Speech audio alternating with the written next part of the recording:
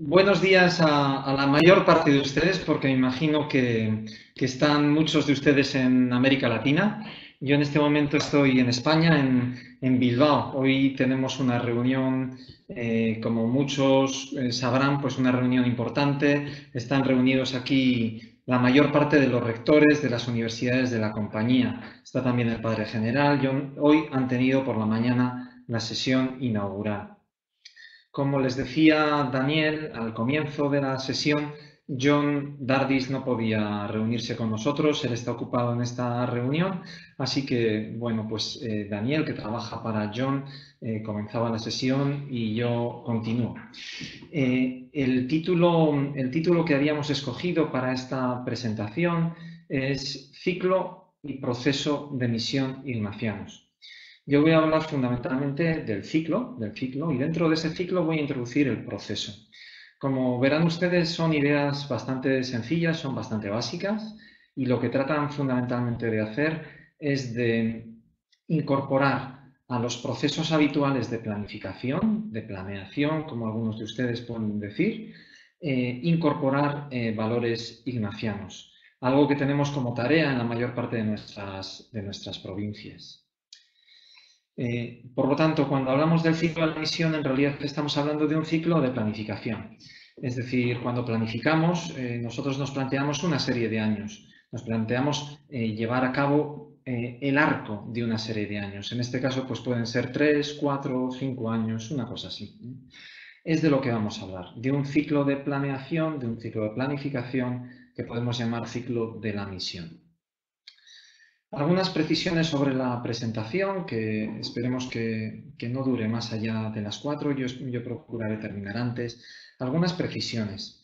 No voy a aplicar esto a lo que sería una única obra apostólica, sino que el interés está más bien centrado en aplicarlo a lo que puede ser una plataforma apostólica, una provincia, una conferencia a nivel global. Es decir, no me focalizo en lo que sería una planificación dentro de una obra apostólica. Es posible aplicarlo de alguna forma, pero yo creo que esta presentación sobre todo encaja mejor para este nivel de colaboración entre sectores. Como les decía hace un momento, hablamos de un ciclo y que por lo tanto dura varios años, 3, 4, 5 años, y vamos a intentar integrar los diferentes aspectos de nuestra misión, los diferentes sectores de nuestra misión. Bueno, cuando hablamos del ciclo de la misión, ese ciclo comienza siempre con un diseño. Muchas veces este diseño de una respuesta integral, de una respuesta apostólica, pues es precisamente aquello a lo que nosotros llamamos planificación. Iniciamos un proceso de planificación y lo comenzamos siempre con un diseño. Ese diseño, esa planeación inicial, pues nos llevará un tiempo. Cuando lo hacemos a nivel de una provincia o incluso de una plataforma apostólica, nos lleva cierto tiempo, unos cuantos meses. ¿Por qué? Porque deseamos integrar, incorporar, invitar a participar a otras muchas personas, y no es algo que diseñemos únicamente desde arriba para que luego caiga hacia abajo, sino que también deseamos que las personas a nivel local, ¿verdad?, puedan aportarle a este diseño. Después, una vez diseñado, echaríamos a andar el proyecto, es decir, a desarrollar esa respuesta apostólica integral en distintas obras. Como les decía, ¿verdad? Esta es la perspectiva que asumimos en esta presentación, y esto, como les decía, pues puede durar varios años. Es el despliegue del plan. Y al cabo de cierto tiempo, pues llegamos al final de ese plan y por lo tanto queda la tarea de evaluar cómo ha sido nuestra respuesta, qué es lo que hemos hecho y cuál ha sido el resultado que hemos obtenido. Bueno, efectivamente este es un ciclo, porque después de la evaluación, efectivamente lo que llega es un nuevo diseño, ¿verdad? La planificación, por lo tanto, se va desarrollando, se va desplegando en ciclos, uno tras otro, ¿verdad? Que comienzan con su diseño, con su desarrollo, terminan con la evaluación, que nuevamente impulsan un nuevo diseño. Este es el habitual ciclo de planificación, lo hagamos dentro de la compañía o lo haga una empresa o lo hagan en cualquier otro tipo de instituciones. Como saben, la mayor parte de las instituciones a día de hoy tratan de una manera o de otra de incorporar algunas de estos procesos de planeación, de planificación. Si hablamos de la Compañía de Jesús, entonces tendríamos que hablar no solamente de un ciclo de planificación, sino de un ciclo de nuestra misión. Y en ese caso también tendríamos que incluir algunos valores ignacianos. No es meramente una planificación fría, técnica, sino que incorpora muchos de los valores ignacianos por los cuales nosotros trabajamos. Voy a recorrer esos tres elementos y lo voy a hacer en un orden, no en un orden sucesivo, 1, 2, 3, sino que voy a comenzar con el diseño de la respuesta, voy a continuar con la evaluación y finalmente terminaré con el desarrollo, porque ese desarrollo es a lo que voy a llamar proceso, la segunda parte de esta presentación. Por lo tanto, comenzamos diseñando la respuesta integral y eso implica que tenemos que comenzar por un análisis que es tanto interno como externo. Cuando hablamos del análisis interno estamos hablando de analizar, de ver cuáles son nuestras fortalezas y nuestras debilidades. Cuando hablamos de análisis externo, miramos fuera a nuestro entorno, qué está sucediendo en él, miramos nuestra realidad y por lo tanto hablamos más bien de oportunidades y de amenazas. Es decir, que un diseño inicialmente debe conllevar un análisis que tradicionalmente pues, conocemos como análisis DAFO de debilidades, amenazas, fortalezas y oportunidades. Hablar en términos ignacianos de análisis interno es hablar de evaluación y es hablar de examen, de mirar con honradez nuestra propia realidad y de tratar de poner nombre a aquello que vivimos y sentimos interiormente en nuestro cuerpo apostólico. Hablamos de una plataforma, como les decía, de una provincia, hablamos de un cuerpo apostólico. Si el examen juega un papel importante en el análisis interno, en el análisis externo lo que juega un papel relevante es la contemplación de la realidad.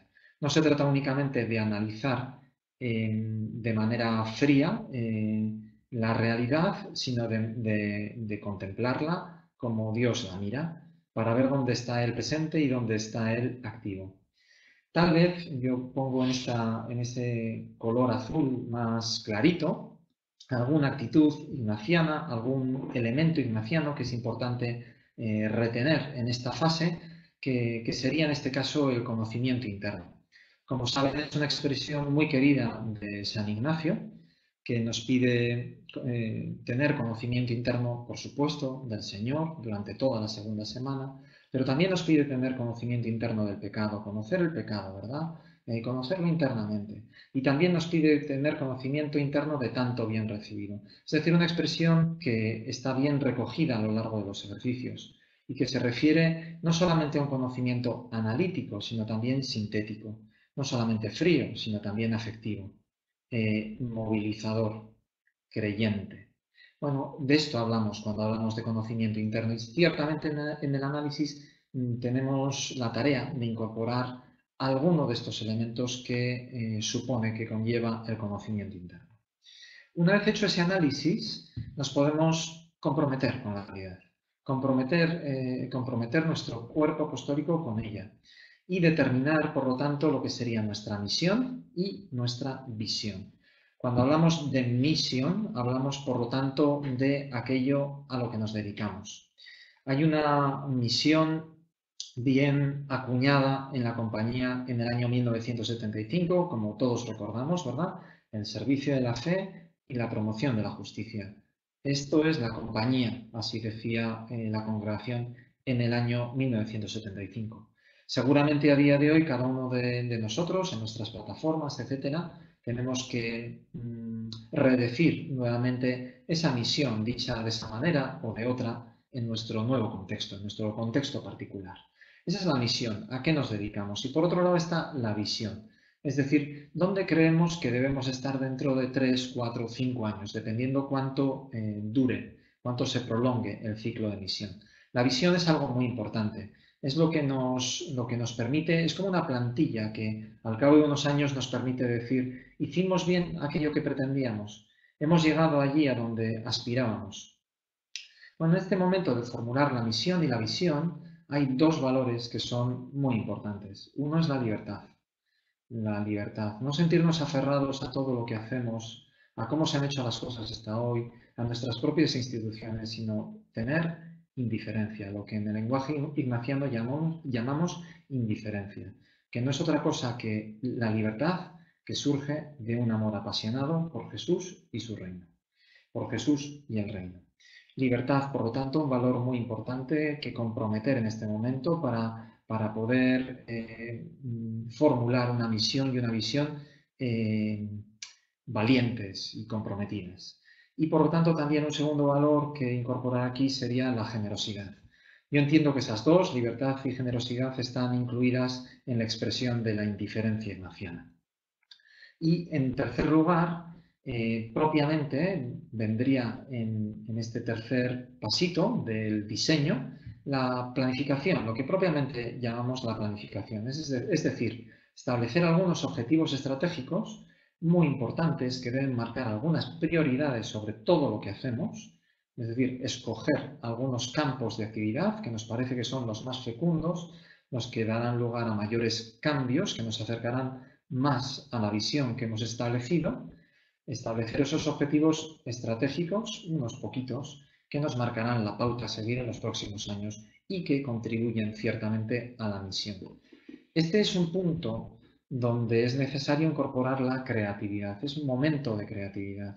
Si se fijan, el análisis no es un momento grande de creatividad, es un momento de mirar, de escuchar, de abrir los ojos y abrir los oídos, dejarnos decir por nuestra propia realidad. Es un momento de honestidad. Pero en este tercer pasito, en el de la planificación, como decíamos, nosotros lo que debemos tratar de incorporar es creatividad. Y la creatividad siempre supone un salto de generación, de fecundidad, un salto de generosidad. Bueno, estos son valores, como les decía, el conocimiento interno, la libertad y la generosidad, y en tercer lugar la creatividad, tres elementos, tres actitudes importantes, ignacianas, que incorporar en nuestro diseño de la respuesta. Vamos a ver si puedo pasar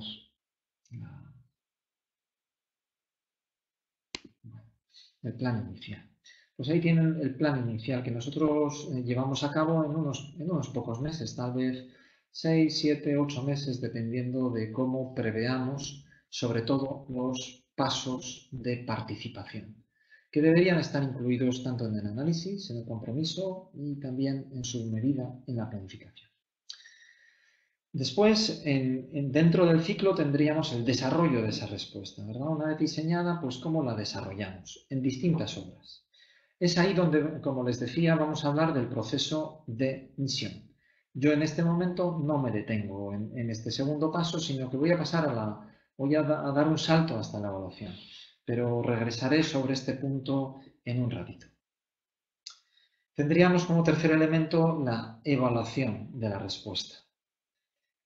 La evaluación de la respuesta implica recorrer algunas áreas de análisis. Pueden ser muy variadas. Como les decía, la visión del establecimiento de una visión rica, bien hecha, nos permite establecer algunos de los elementos de evaluación. Pero ciertamente hay algunas áreas de análisis que son necesarias, importantes. La primera sería ¿qué ha pasado con nosotros? ¿Qué ha sido de nosotros? ¿En qué medida nuestro cuerpo apostólico se ha visto convertido? ¿En qué medida ha experimentado un cambio? Es el momento de analizar nuestra situación espiritual. Si hemos ganado en generosidad y en libertad. Si hemos ganado en capacidades para servir mejor a los otros. Si nos hemos comprometido en causas que otros no están defendiendo, si estamos allí donde otros no están, si estamos generando más vida que otra cosa. Bueno, el segundo elemento sería el servicio apostólico. Se trataría aquí de ver cómo nuestra misión ha podido mejorar el servicio por la fe y el anuncio de la justicia, la promoción de la justicia. No solamente miramos qué ha pasado con nosotros, sino miramos también qué ocurre con nuestro propio servicio apostólico. Y en tercer lugar, podríamos incorporar un tercer elemento también aquí. ¿Cómo se ha visto fortalecida la comunidad civil a la que pertenecemos y la comunidad cristiana en la cual también nosotros vivimos y a la que contribuimos? Si nuestra sociedad a nuestro alrededor y nuestra iglesia, gracias en parte a nuestra propia contribución, se ha visto mejorada, ¿verdad? Se ha visto fortalecida y enriquecida. Hablamos, por lo tanto, de todo el campo de la colaboración. Así que es necesario ver nuestra situación espiritual, nuestro servicio apostólico y nuestra colaboración. Dos actitudes también muy ignacianas a las cuales debemos recurrir en este momento de oración. Por un lado, la gratitud. Es momento de agradecimiento. Nosotros hemos contribuido a lo que el Señor está haciendo en nuestra realidad. No solamente cosa nuestra, sino que ha sido mucho cosa de Dios. El Señor ha estado presente. De hecho, cuanto más grandes son los resultados, cuanto más grande es la cosecha, más conscientes somos de que efectivamente nuestra contribución fue muy pequeña y de que el Señor se hizo presente y actuó también en parte a través de nosotros. Gratitud, por lo tanto, que es una de las actitudes más importantes, pero no menos también pena. Recojo la palabra pena porque es una de las palabras que utiliza el propio San Ignacio, ¿verdad? Pena y dolor por lo que nosotros hemos causado, por lo que nosotros hemos hecho. Porque seguramente habremos tenido nuestros propios pecados activos, ¿verdad? Pero también pecados de omisión. Habremos dejado cosas importantes por hacer. Tal vez nos faltó valentía o nos faltó generosidad. Es necesario acudir a estas actitudes, ¿verdad? De la gratitud y de la pena.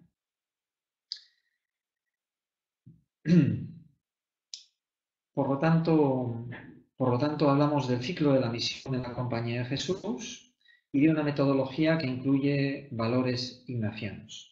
Yo, como les decía, pues he tratado de recorrer este diseño de la respuesta y también una evaluación de la propia respuesta. Expando este ciclo a partir de lo que les acabo de presentar, ¿verdad? Este sería el primer elemento de diseño, con su análisis interno y externo, con el compromiso que nosotros adquirimos, con libertad y generosidad, y con nuestra planificación, establecimiento de algunos objetivos estratégicos, algunas veces se llaman de otra manera, líneas estratégicas, etc. Y, como les he comentado también, pues este momento de la evaluación de la respuesta. Cuando completamos el ciclo, a nosotros esta evaluación de la respuesta nos sirve como nuevo análisis interno en un nuevo inicio de ciclo y, por lo tanto, en un nuevo diseño. Este elemento de evaluación nos va a servir como análisis interno.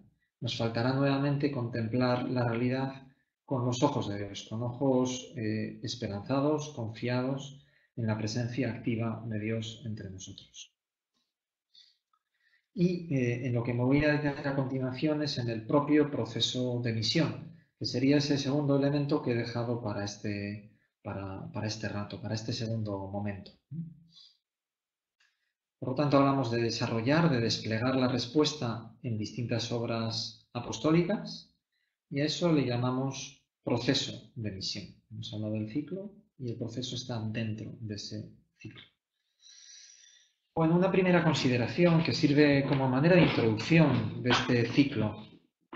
A día de hoy trabajamos fundamentalmente a través de sectores apostólicos. La mayor parte de nuestras provincias se articula en torno a algunos sectores apostólicos. Yo sé que en algunas de las provincias de Latinoamérica ustedes están intentando tener un único delegado apostólico del apostolado, ¿verdad? y sin embargo sigue siendo una cierta corriente y una cierta articulación, colaboración dentro de los propios sectores apostólicos. Los sectores apostólicos, digamos los colegios o las universidades o bien los centros de espiritualidad, etcétera, comparten buena parte de los diagnósticos y comparten también modos de actuar. De alguna forma su centro de actividad es común. De tal forma que los sectores facilitan la buena colaboración interna, porque trabajan en el mismo área y por lo tanto es fácil para ellos compartir recursos y comenzar algunas iniciativas que requieren una escala mayor. Si hablamos, por ejemplo, de Fe y Alegría, pues vemos que es un ejemplo perfecto de esto, ¿verdad? Los colegios de Fe y Alegría que comparten identidad y misión se reúnen nacionalmente para poder ganar en algunas actividades de escala que de manera local no podrían abordar, pero que sin embargo si lo hacen juntos pueden compartir una serie de recursos y realizar cosas nuevas. Comenzar iniciativas que requieren, por lo tanto, como les decía, una escala mayor. Les pongo ahí una pequeña imagen de, bueno, pues 3 personas, ¿verdad?, que comparten las herramientas. Tienen herramientas semejantes y, por lo tanto, pueden fácilmente colaborar. La dificultad la tenemos cuando intentamos colaborar entre los sectores, porque las actividades de unos y de otros son bastante diferentes. A mí me ha tocado moverme en los últimos años mucho en el sector social y el sector social pues tiene relativa facilidad para colaborar dentro de él, pero sin embargo para colaborar con otros sectores pues encuentra dificultades. Creo que es lo que nos ocurre a todos cuando estamos de lleno metidos en uno de nuestros sectores apostólicos. ¿Cómo podemos colaborar personas con este tipo de instrumentales o con este otro tipo de instrumentales? Incluso con este distinto estilo, ¿verdad? De juego, de como aparece aquí, de deporte o más serio, más serio y más frío, ¿verdad? Como el que tenemos en esta otra imagen. Necesitamos, por lo tanto, algunas nuevas perspectivas de misión. El enfoque exclusivo de los sectores no nos permite abordar bien algunas de las cosas que queremos que nuestra misión requiere.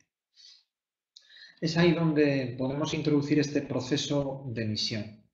Lo que yo les voy a presentar es solamente una imagen, un esquema, que podemos llamar un modelo, que nos puede ayudar a abordar nuestra misión de un modo distinto, con una nueva perspectiva.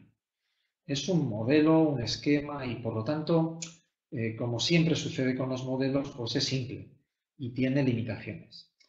Pero a veces la simpleza, ¿verdad? O la simplicidad nos permite hacernos preguntas que van un poquito más allá. Nos permite pues, pensar un poquito mejor. No se trata de otra cosa, este modelo no pretende otra cosa. Y en este proceso incluye estos 5 elementos. Por un lado, el acompañamiento. Miren, el modelo con esta flecha lo único que pretende señalar es una cierta progresión cronológica, cuando nosotros nos encontramos en una nueva situación, en una nueva realidad. Habitualmente los jesuitas, los colaboradores que trabajan con ellos, ¿verdad? Lo primero que hacemos es encontrarnos con las personas y acompañar allá donde vamos, estar con ellas, encontrarnos de tú a tú, conocerlas. No llevamos nuestras chaquetas, nuestros identificadores, no, sencillamente nos asomamos como personas y nos encontramos de tú a tú con los demás. Es el acompañamiento, un elemento que permanece con el tiempo. Pero enseguida el acompañamiento, les digo en esta evolución cronológica, enseguida el acompañamiento da paso al servicio. Y el servicio tiene que ver con que nosotros disponemos de algunos recursos personales, materiales, que nos damos cuenta que podemos aportar a los demás, a esas personas con las que nos hemos encontrado y que procuramos acompañar. Tratamos de servirlas. Y además este es un elemento que está presente desde el inicio de la compañía, la ayuda a las ánimas. Pero siempre damos un tercer paso. Tiene que ver, yo creo, con algo muy original de la espiritualidad ignaciana y de la espiritualidad de la propia compañía. Tiene que ver con la reflexión. No solamente servimos y acompañamos, sino que pensamos la realidad. La realidad nos devuelve preguntas a las cuales tratamos de dar algún tipo de respuesta. Podemos decir, por lo tanto, reflexión, podemos hablar de investigación. Bueno, de esto estamos hablando, sobre aquello que nosotros vemos en la realidad, allí donde estamos acompañando y sirviendo. Nunca nos hemos detenido ahí. Hemos siempre tratado de hablar, de comunicar aquello que hemos visto. Por lo tanto, se trata también de la tarea de sensibilización. Hablar, comunicar, dar a conocer aquello que nosotros hemos visto. Siempre lo hacemos desde la rigurosidad que permite la reflexión y la investigación. Yo creo que dentro de la Iglesia, pues la compañía se caracteriza, junto con otras órdenes, por el rigor académico, por su apostolado intelectual. Como saben, una de las preferencias apostólicas de la compañía hasta el día de hoy. Y finalmente, trabajamos también por la transformación. No nos detenemos aquí, no nos detenemos con sensibilizar, sino que tratamos de transformar la realidad. Muchas veces porque esa realidad en la cual, como decíamos, ¿verdad?, está presente la gracia de Dios y por lo tanto tiene algo de ya sí, ¿verdad?, ese reino que ya está entre nosotros, pero sin embargo también tenemos que decir que no, todavía, ¿verdad?, aún no está de una manera completa y por lo tanto necesita una transformación. Es el campo en el cual también hablamos de la advocacy, de la defensa de los últimos, de la incidencia política. Este proceso lo hemos trabajado en las últimas décadas. No es ningún invento, ¿verdad?, que en este momento estemos generando, sino que en buena medida venimos trabajando en él desde hace bastante tiempo, ¿no? Y de distintas maneras nos hemos referido a él. Yo creo que nos resulta como muy conocido, muy connatural. Tal vez no con esta presentación concreta, específica que tenemos aquí. Y a mí sí me gustaría decir, como les comentaré un poquito más adelante, que todas nuestras actividades, todas nuestras obras encuentran algún lugar en este proceso. Todas se pueden reconocer en algún sitio de este proceso. Sin embargo, ninguna institución, habitualmente una institución, es capaz de dar cuenta de todos los elementos satisfactorios de una manera plausible, sino que normalmente nuestras instituciones, algunas de ellas, se tienden a especializar en alguna de ellas, en alguna de estas fases. De tal forma que algunas trabajan más en el servicio, otras más en la sensibilización. Y esto supone que si queremos trabajar por el proceso de misión de una manera coherente, consistente, necesitamos establecer, articular una colaboración global entre los sectores y las obras apostólicas. De tal forma que para dar cuenta de este proceso de misión, la colaboración es esencial. Esa colaboración es radicalmente esencial. Y hablamos sobre todo de colaboración de personas y de obras. Me detengo un poquito más en cada uno de estos 5 elementos del proceso de misión. El primero sería acompañar, doy una palabrita más sobre cada uno de ellos. El acompañamiento. El acompañamiento es una fuente espiritual. Es nuestra primera fuente espiritual. Nosotros cuando nos encontramos con las personas, al terminar el día, haciendo examen, ¿verdad?, nuestro día, nos encontramos con los demás. Y nos damos cuenta que ese encuentro con los demás, ese acompañamiento directo, es el que genera ilusión, es el que genera sentido, es el que genera esperanza. Es una profunda fuente espiritual. El decreto 2, pues así decían los congregados, ¿verdad?, que nuestra fe en el encuentro con los últimos, el encuentro con las personas que trabajan a favor de ello, es donde nuestra fe se ha hecho más. En segundo lugar, ese acompañamiento obedece a una dinámica de encarnación y de inserción. Nos permite el acompañamiento meternos en la realidad, encarnarnos en ella. Asimismo, es la condición de nuestra credibilidad.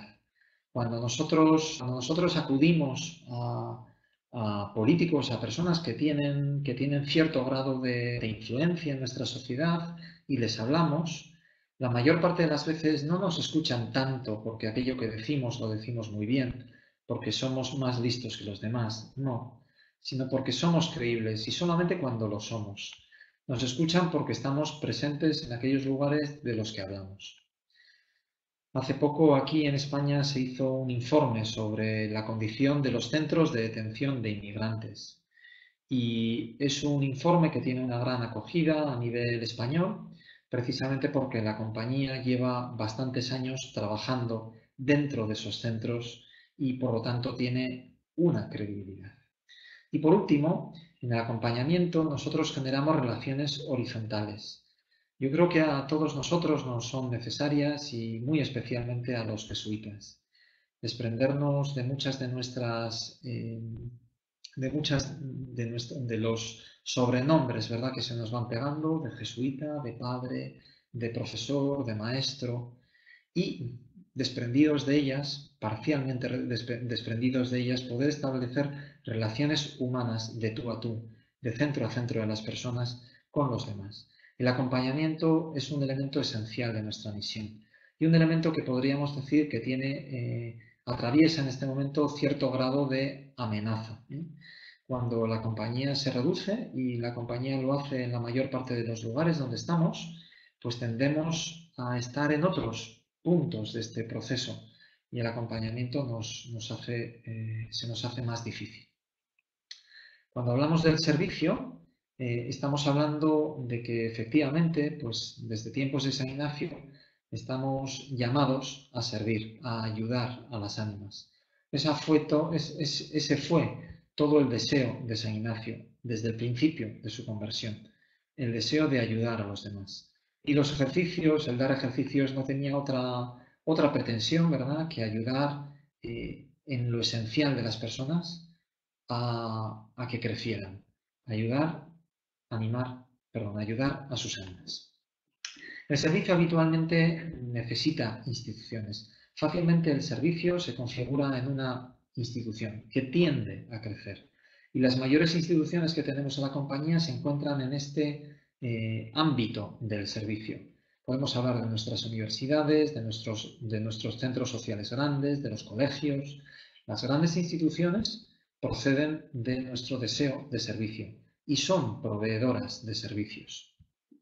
El riesgo que tiene el servicio, tan importante como es el riesgo de la complacencia y del orgullo.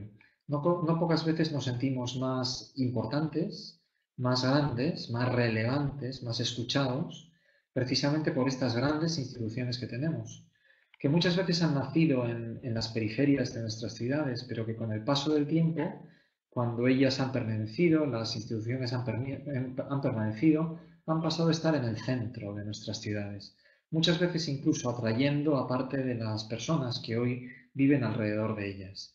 El riesgo de la complacencia y del orgullo siempre está presente y hay que estar atentos a él. Por último, tendríamos que decir en este punto que el servicio conlleva una asimetría en las relaciones, ¿verdad? Así como el acompañamiento establece relaciones horizontales, en el servicio, nosotros que establecemos relaciones, por ejemplo, dentro del aula, entre maestro y estudiantes, o bien dentro de la propia iglesia, entre sacerdotes, ¿verdad?, y personas que vienen a nuestros templos, ¿verdad?, hay una asimetría en la relación. Y tenemos que estar atentos a esta asimetría, ser cuidadosos con ella. El tercer punto es el de la investigación o el de la reflexión. Lo podríamos llamar, como les decía, de cualquiera de las dos maneras.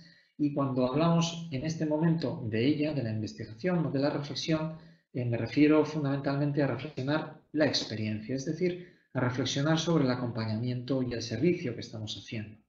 Esa investigación tiene que ser rigurosa y llamar a la academia, dialogar con la academia. Por lo tanto, se establece entre nuestro trabajo a nivel local, nuestro servicio más llano, e incorporando la reflexión que procede de la academia, de la investigación. Esta investigación es necesaria para la creatividad. La creatividad y la profundidad fueron dos de las palabras que el padre Nicolás nos ha dejado, ¿verdad? En su generalato, durante su generalato. Y él tenía como muy importante la necesidad de llevar a cabo una investigación rigurosa y profunda, ¿verdad? La investigación nos proporciona ese rigor, esa creatividad y esa profundidad. Y es herencia, finalmente, del padre Kolbenbach, esta expresión de desde los pobres y para los pobres.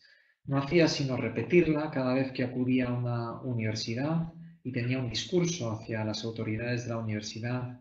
Les decía, hay que investigar, pero no cualquier punto de vista nos vale. Tenemos que hacerlo desde los pobres y con la finalidad de mejorar sus vidas, para los pobres. En cuarto lugar, hablamos de sensibilización, que significa comunicar tanto ideas como imágenes, como también sentimientos.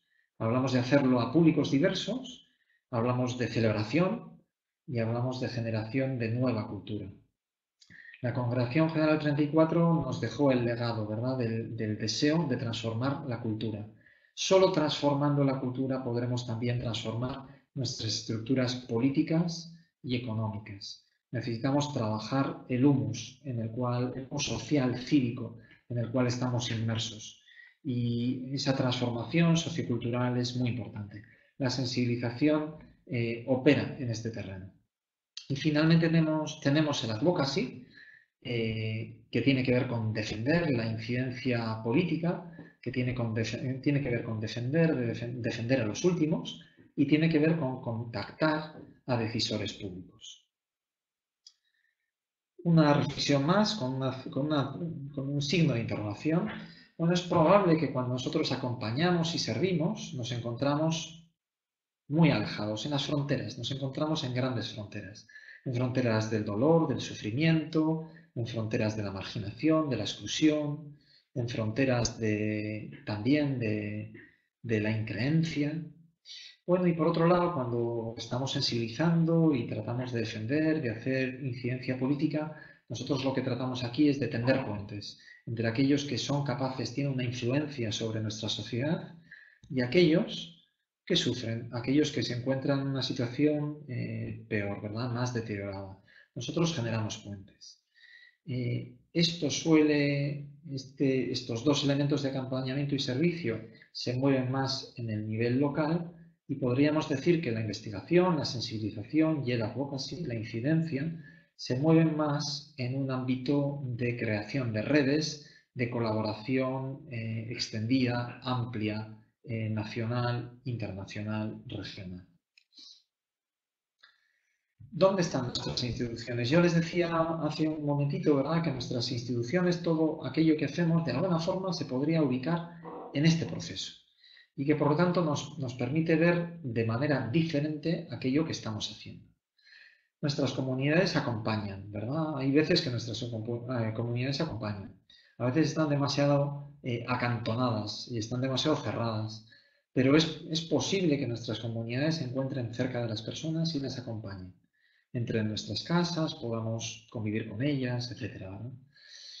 A su vez, algo parecido hacen las parroquias, acompañar a las familias, pero también ofrecen un servicio parroquial, sacramental, a muchas de las personas.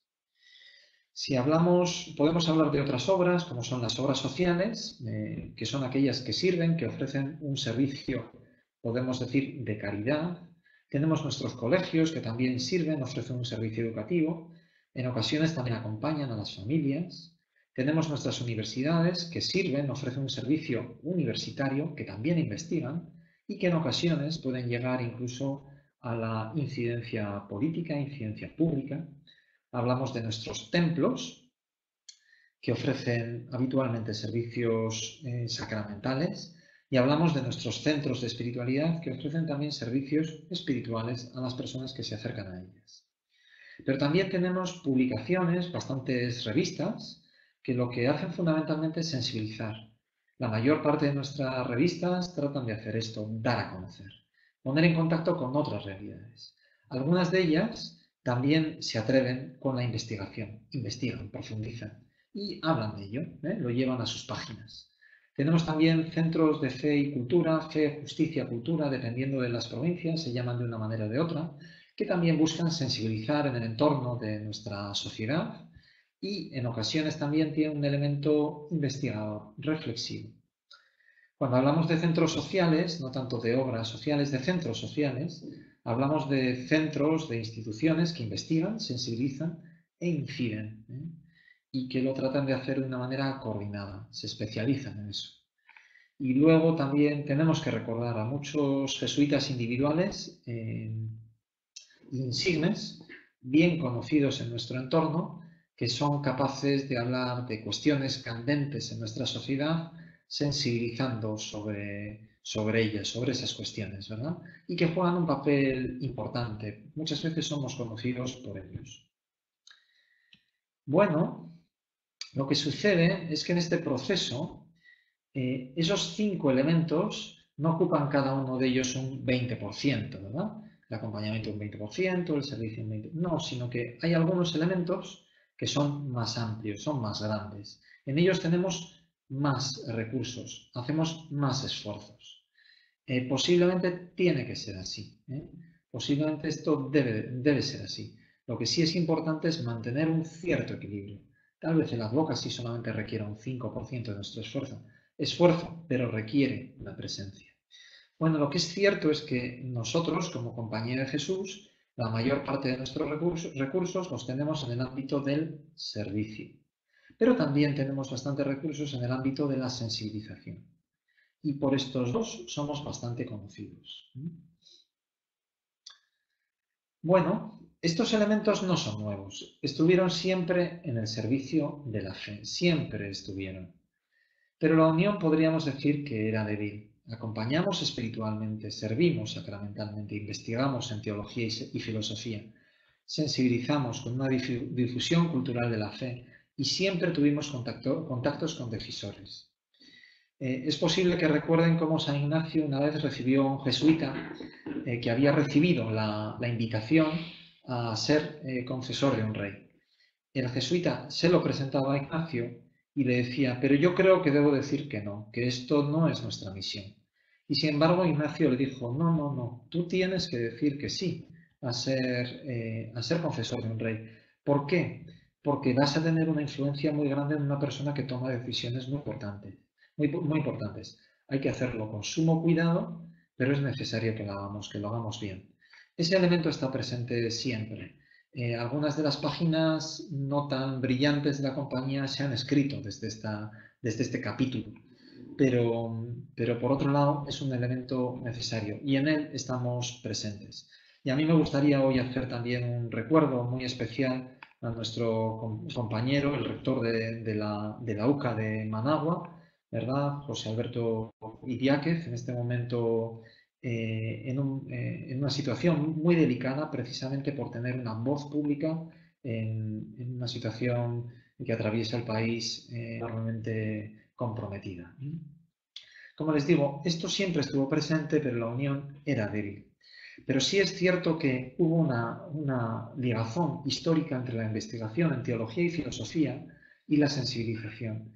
De hecho, el paso del gran salto, ¿verdad?, que hizo el Concilio Vaticano II, donde hubo más de 40 peritos teólogos que eran jesuitas, ese salto no podríamos comprenderlo, no podríamos conceptualizarlo sin esta influencia de la investigación sobre la sensibilización, en este caso al interior de la Iglesia. Y por supuesto, hablando en el entorno de nuestra cultura común compartida, iberoamericana, ¿verdad?, latinoamericana, tendríamos que decir que siempre hubo una ligazón entre el acompañamiento de las comunidades eclesiales de base con la reflexión teológica dentro de la teología de la liberación. Un esfuerzo por conectar esos dos elementos. Pero como les digo, en general la unión siempre ha sido más bien débil y a día de hoy lo sigue siendo. Bueno, hasta 1949, donde hay una carta del apostolado social muy importante del padre Janssens, podríamos decir que en la compañía fundamentalmente lo que hubo fue servicio más bien caritativo y la promoción de la justicia no estaba tan presente. es Janssens el que empieza a decir que la caridad política es un amor más grande que el del amor de uno con el otro, el amor personal, de una dimensión meramente personal. El amor cívico público es más importante porque es más universal, es un amor más universal. Ese es uno de los contenidos que expresa esa carta de 1949 y que nos va hablando de ese capítulo de la promoción de la justicia que alcanzará su expresión más completa en 1975. En el mundo civil, nosotros a las obras que acompañan y sirven, que están en muchos de nuestros países, pues las podemos denominar obras de caridad. Pero luego también tenemos dentro de nuestras sociedades ONGs de derechos humanos, pues hablamos ONGs de defensa de los derechos humanos, hablamos de Amnistía Internacional, etcétera, ¿no?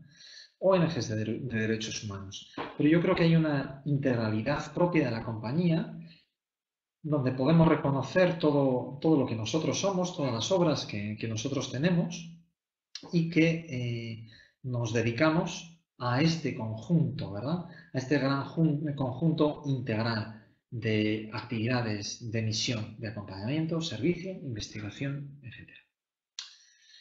Voy terminando con una breve consideración, una consideración muy sencilla sobre el movimiento espiritual del proceso de misión, ¿no?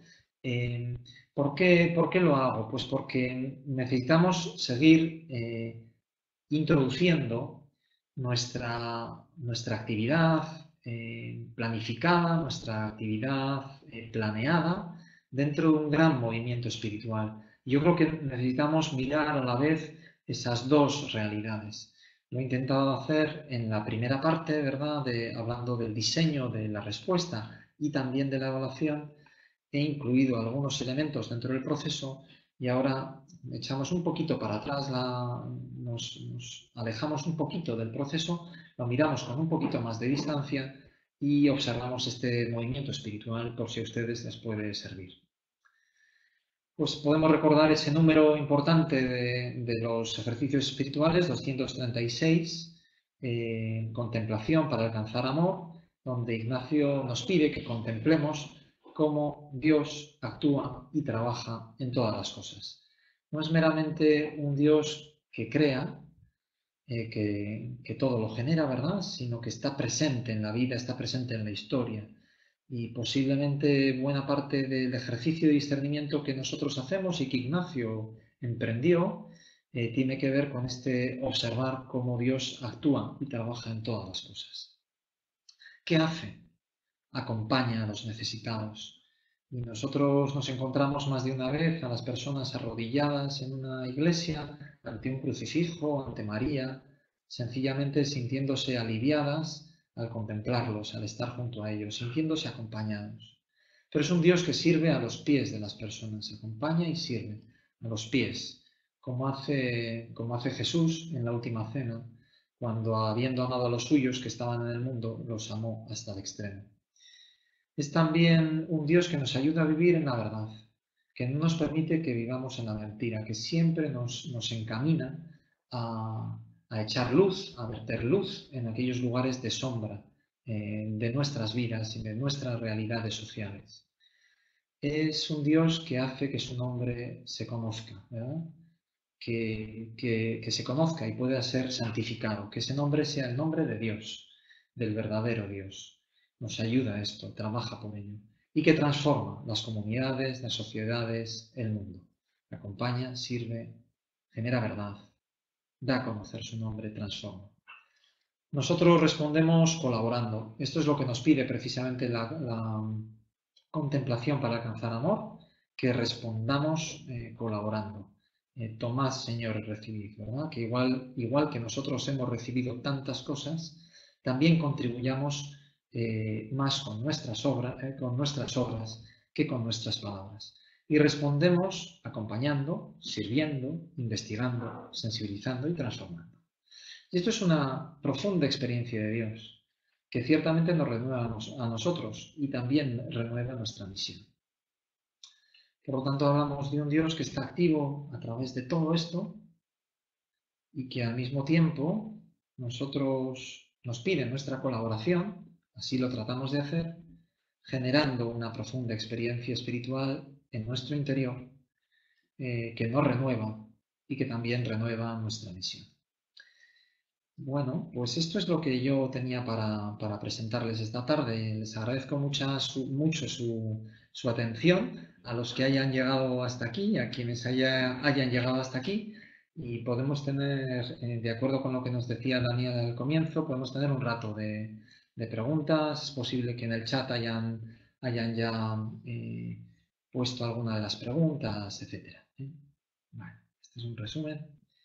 Y gracias, con una vista desde el santuario de Loyola, a esa casa común, esa casa común en la que habitamos.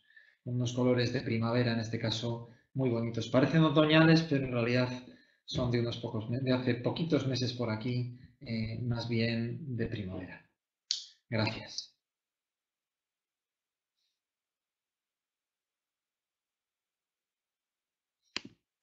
Pachi, thank you very much for this. Thank you.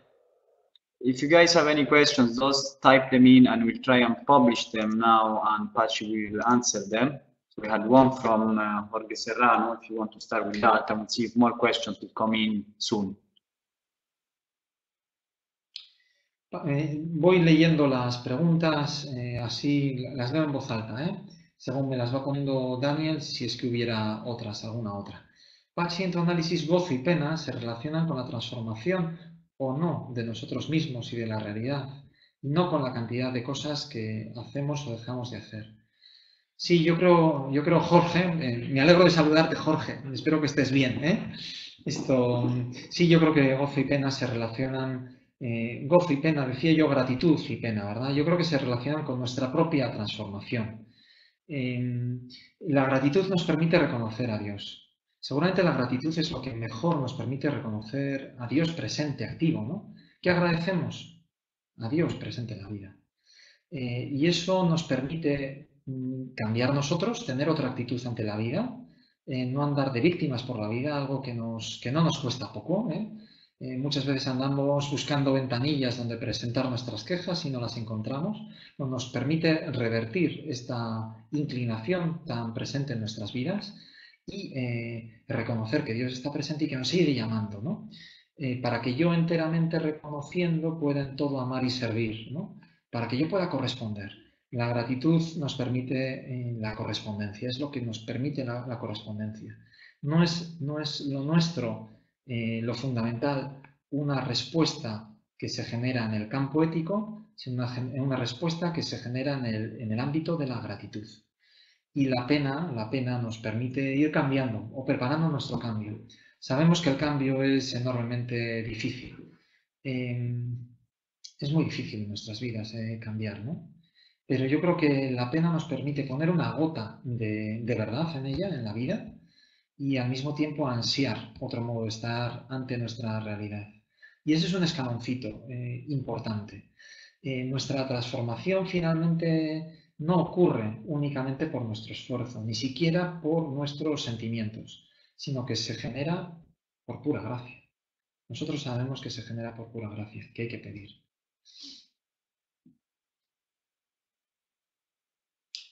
El proceso de misión se debe entender como cíclico también. Sí, es una buena pregunta, Iván. Más de una vez a mí me han hecho esta pregunta y yo creo que es muy valiosa y yo creo que es rica. Es decir, la flecha puede señalar una dirección, ¿no? Tiene el riesgo, dos riesgos tiene. Uno, de pensar que no hay algo cíclico, como tú bien dices, sino que tiene un comienzo y un final. Y tiene el riesgo también de inducir a pensar que la incidencia es lo último y por lo tanto lo más importante a lo que aspiramos. Bueno, ninguna de las dos cosas son ciertas. Ni la incidencia es lo más importante, los 5 elementos son importantes y además, como tú bien sugieres, esto puede ser un ciclo. Es decir, que nuestra incidencia nos permite acompañar de otra manera a las personas. Nos permite servirlas de otra forma. Nuestra sensibilización nos ayuda a estar presentes de otra manera. Hay una fecundidad mutua de estos elementos y posiblemente la riqueza procede también de esto. De tal forma que, como te digo, algunas personas sugieren que esto sería mejor representarlo con un círculo y no tanto con una flecha, como yo os presentaba en este momento. ¿Has visto que en las empresas se ha incluido la planificación por escenarios? Que es un elemento válido para nosotros. Rafael, yo lo siento, pero yo no conozco esta aproximación. Así que no, tú sabes más que yo y esto espero que en algún momento nos puedas compartirlo. Yo ciertamente no la conozco y por lo tanto no te puedo responder.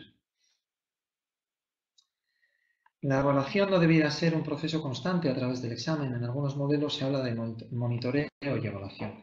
Efectivamente, Jorge. Sí, hay una evaluación como más integral, que es la que yo he intentado reflejar, ¿verdad? Más integral, que debe ser hecha como con más elementos, con más tiempo, incorporar a más personas. Es un momento donde llamar a lo que llamamos nuestros interlocutores, lo que se suele decir los stakeholders, ¿verdad? En las personas que están a nuestro alrededor, las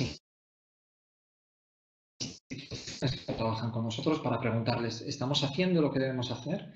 Ese es un momento que debe llevar meses, es del que yo les he hablado y que por lo tanto no puede realizarse de continuo. Pero igual que nosotros hacemos en nuestra vida particular, pues tal vez en tiempo de ejercicios más alargado, de evaluación, de examen, eso no es incompatible con nuestro examen diario. Y de manera semejante, homóloga, pues podemos efectivamente hacer esto y sería bueno hacerlo.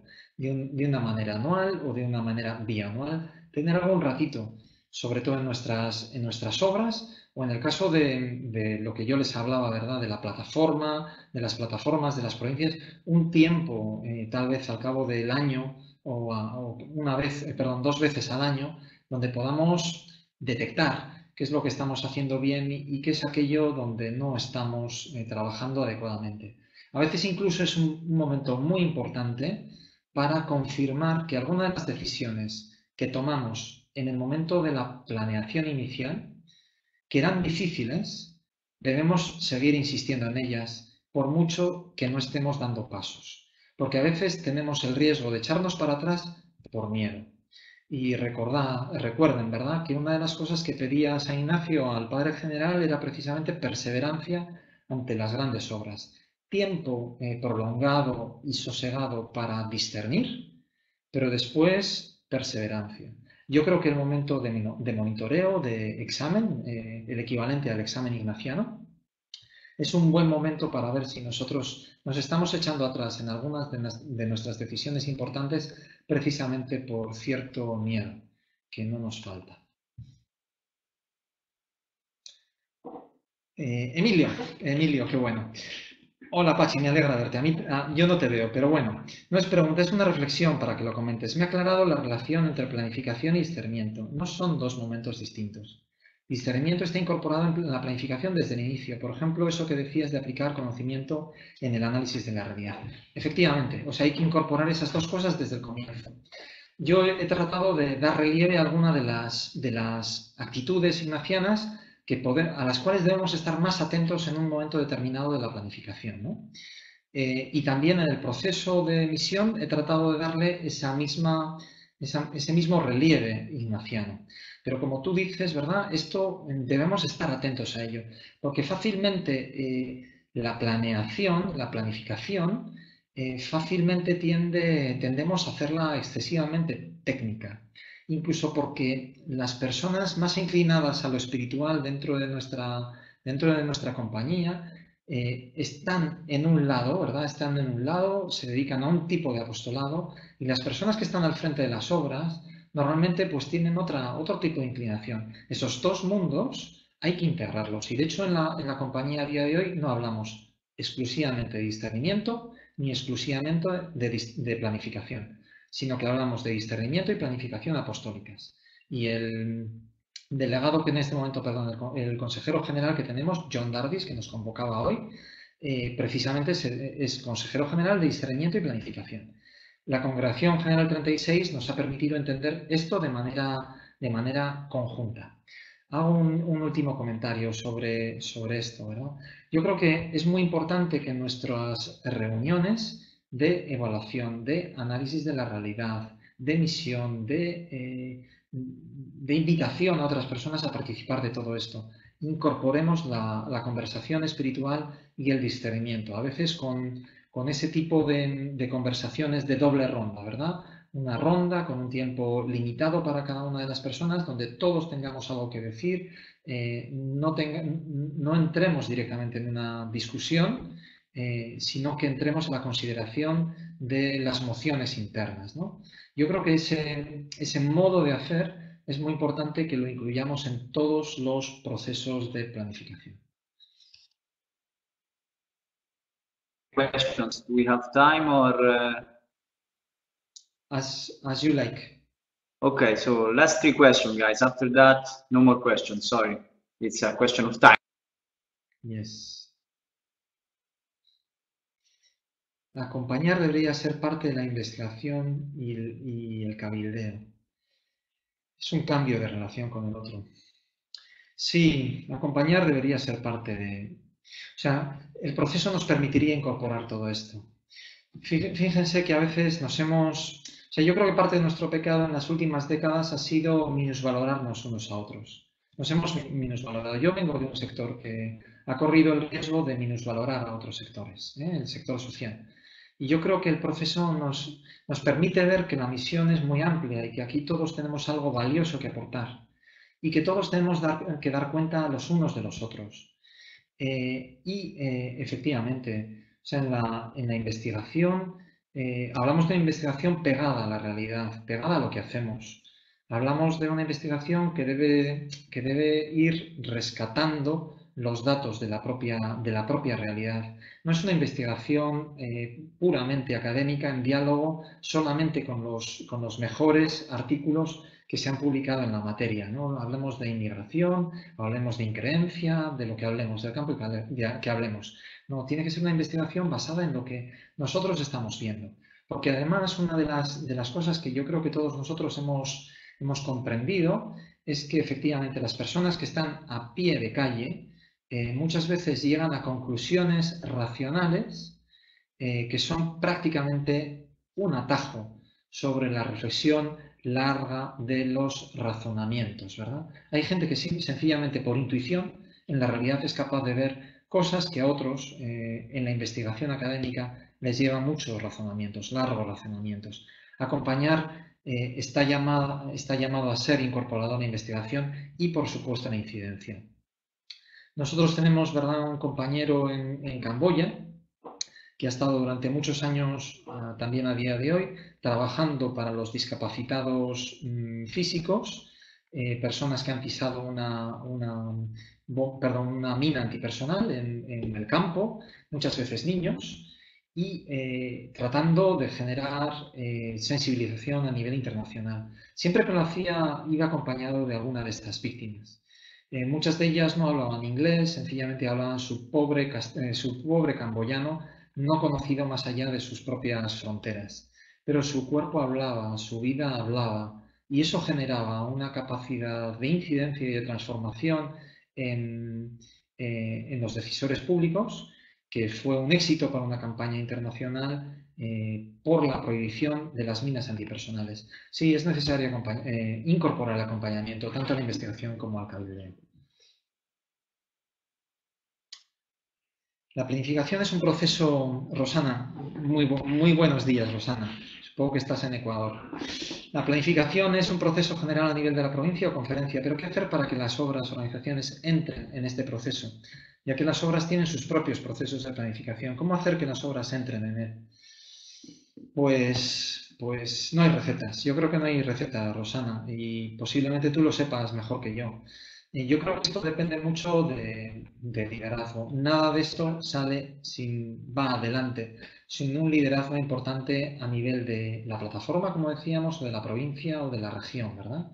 Yo creo que aquí hay un elemento muy importante, que es que necesitamos engarzar todo este proceso, este modo de trabajar con nuestra estructura jerárquica tradicional que tiene que ver con las provincias, obras y comunidades, ¿verdad? Con el provincial, los superiores y los directores. Y esto tiene que ver efectivamente mucho con liderazgo. Pero dada la cultura en la cual vivimos, que es una cultura que tiene dificultades con la colaboración, todos lo sabemos, necesitamos un cambio cultural en este campo, pues a veces sucede que hay directores, directoras, suelen decir que son mejores los laicos y laicas para esto, que tienen dificultades para la colaboración y posiblemente a veces pues, hay obras que se nos escapan y que no podemos incorporarlas. Por eso, para no desesperar, es bueno tener alguna unidad, algún conjunto de obras y sectores suficientemente amplio para trabajar en este campo, de manera que si alguna de las obras se queda fuera, pues no, como les digo, no desesperemos. Vamos descubriendo la colaboración como modo de proceder. Esto acontece junto al hecho de que tenemos que planificar en el camino, pero es necesario planificar con un cuerpo apostólico en colaboración. ¿Cómo es esa relación entre el desarrollo de la colaboración en las obras, provincias, regiones y la planificación necesaria para avanzar en la misión? Entre el desarrollo de la colaboración y la planificación.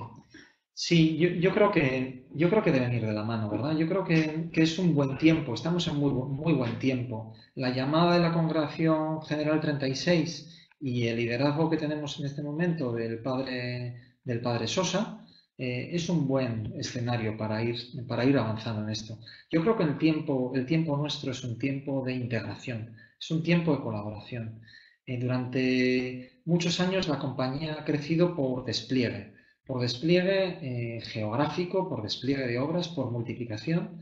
Yo creo que en este momento nuestra mayor fecundidad apostólica va a venir precisamente de la colaboración, es decir, de la integración, de trabajar no tanto por el despliegue, por la separación, ¿verdad? Sino por la división, perdón, sino por la integración. Es tiempo de integración y la colaboración es uno de los modos en que nosotros trabajamos de una manera más integral. Yo creo que la planificación nos va a ayudar mucho en esto, pero sin duda, pues aquí lo que tenemos es un enorme reto de cambio cultural, una cierta revolución cultural. Yo creo que nos va a ayudar mucho tener algunas experiencias exitosas a nivel de nuestras provincias o de nuestros entornos, de nuestras ciudades, algunas experiencias exitosas que de pronto hagan como un cambio, ¿verdad? Que nos hagan caer en la cuenta de que trabajando de este modo nuestra misión se multiplica y que además nos ayudamos los unos a los otros y que somos más corresponsables los unos de los otros. Bueno, yo creo que este es un camino que recorreremos y que además será enormemente fecundo. Y yo pienso que también, pues a lo largo del tiempo, iremos viendo en nuestros exámenes, en nuestra oración, que Dios está presente en todo esto. Thank you very much, Pashi. You've been fantastic, like the last time in English. So if you want to show your love for Pashi, just thank him in the chat. And whoever needs a copy of the video, you can send me an email after this. You'll get a thank you email with my contacts. So let me know if you need anything. And thanks a million, Pashi. It's been great. Mil gracias a vosotros, a ustedes por la atención que ha durado mucho. Y un gusto también saludarles. Un fuerte abrazo.